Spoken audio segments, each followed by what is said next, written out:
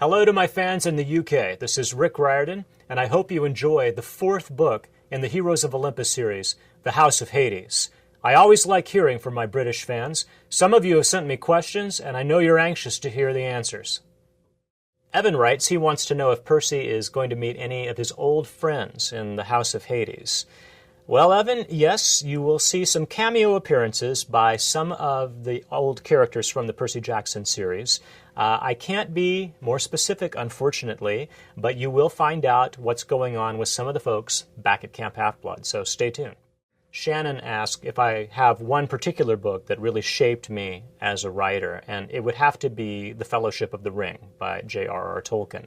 That was my introduction into mythology. It was also my introduction into fantasy, and I just fell in love with the Lord of the Rings series, and I'm probably a writer today because of those books.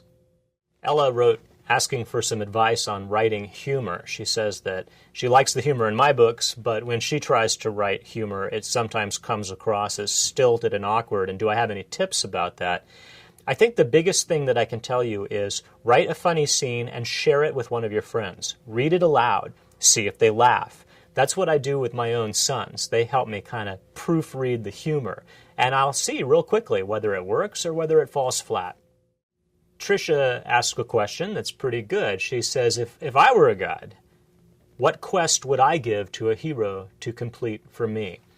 Well, Tricia, as it happens, I'm living in Texas now, and there's this great deep dish pizza that I really miss from when I lived in San Francisco.